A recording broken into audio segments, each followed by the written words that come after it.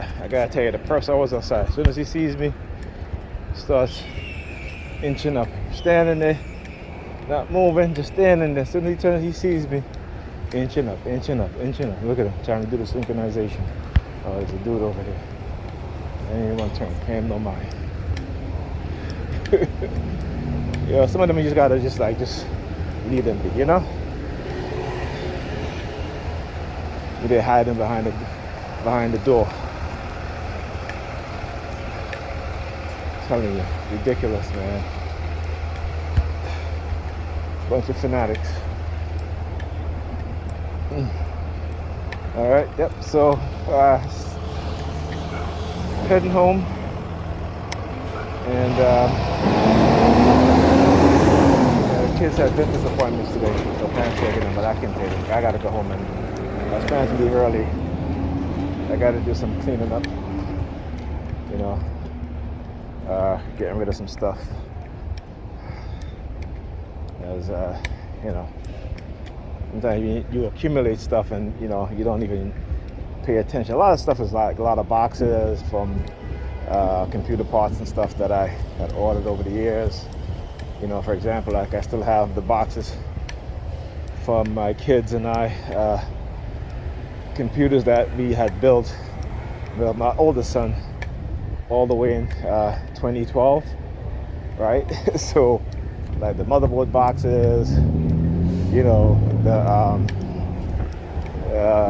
computer processor, CPU boxes, you know, stuff that we don't even use anymore. I have not used them. His computer, you know, the best thing about building your own computer, particularly if you build it with some good parts, is that, you know, most likely it will last you a lot longer as opposed to these pre-built computers from like Dell or HP or Acer or which other manufacturer. You know, unless you're buying it from a computer maker that also supplies or make other parts of for computers like motherboards and graphics cards, like Asus. They sell their own brand of computers, so I buy from them because they're not using custom parts, right? They're using parts where you can switch, you can change out. But if you're buying from like HP or from Dell, you know, you can't go and just replace the motherboards, right? Because those motherboards are custom made for their computer case, right? So you can swap out the CPU, you can install RAM, hard drive, stuff like that, but it becomes very difficult to upgrade the motherboard unless you get it from the company itself, and you'll pay a lot. So it's better to build your own computer because it'll last you longer, and if something goes wrong, you know, you can easily replace the parts yourself, right? You can go to eBay, get used parts for it, or you can, if you want to upgrade and get newer parts, and that's fine. But I never had to do that except to maybe add hard drives and memory, you know. And remember too, computers parts fail, right? So you have like the power supply unit, you know, but we never had to replace ours because, you know, I always teach my kids to clean out their computer at least once every 2 months, or at least look, you know, if it's not in an area where there's a lot of dust, you know, once every 6 months, shut it down, open it up, get compressed air, and clean out the dust and the dirt, and that's it. So, and the computer that, even though they got new computers, particularly my older son, his other computer was fine. You know, he was still able to play all today's games, you know, until he got his new computer, right? So, and he's still able to play that. So, and I told him you could keep that one as use it as a home theater PC. So that's what I do. I have a home theater PC, and then I have my own personal PC that I do my videos and stuff on, and I sometimes game on, you know? So, and people tend to want to be shy and afraid of technology, but you got to understand that you shouldn't be afraid of technology. You use it in your hands every day with your phone. You know, you have computers at home. You know, it is not difficult to change these things instead of you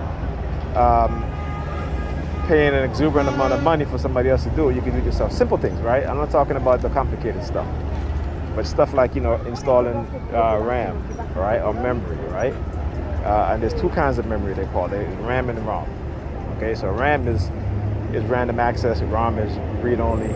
So ROM is like your hard drive, whether it be a traditional spinning hard drive or your SSD drive, or what's called the NVMe drive that we use today also. These very small drives that's like MIPD parade, I guess. And then look at her with the palm fixation. All right, as soon as the MIPD passed by, look at her with the palm fixation. See that? Yeah. So, that's what I talk about. And then look at him with the. See, try to do the middle finger, try to mask it, just scratching his head. They're doing the middle finger. All right. Yeah. So. As I say, that's what they do.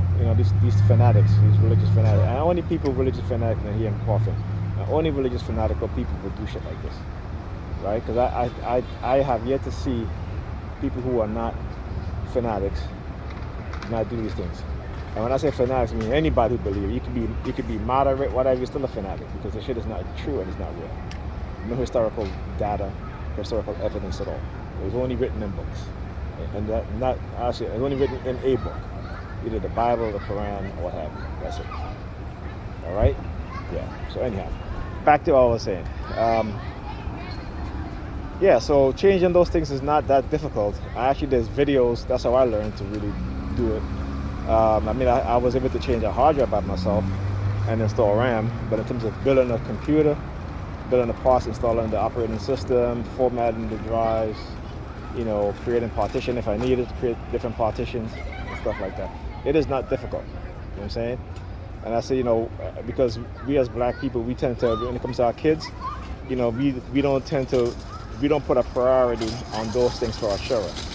This is why when my children were very young, they had computers. Okay? My son Ethan had a desktop before he had a laptop, but my son Bryce, the first thing computer I ever bought him was a laptop, and he was like 6, 7 years old. I should have bought him when he was younger, but I wasn't going to do that because, he comes over and his other family members there, they were younger, they would have destroyed it. So I waited until he was 6, I think. I got him his laptop, and him being able to have that, even going through junior high school. He was always in the IT department helping the IT managers in his junior high school to install software and stuff like that. So that's to show you how important these things are. So he has an idea. And then when he would call me, he would be like, how far do I said, listen, you're old enough, you shouldn't be calling me to ask me about these things unless it's very seriously, but these are simple things that you should be able to do and know what to do for yourself. My son Ethan, when something goes wrong, I always tell him, I should be your last option. I said, I keep telling you this, go onto the forums, find a solution. If you can't find a solution, you need help, then call me. But I want to make sure that you go through all those processes yourself.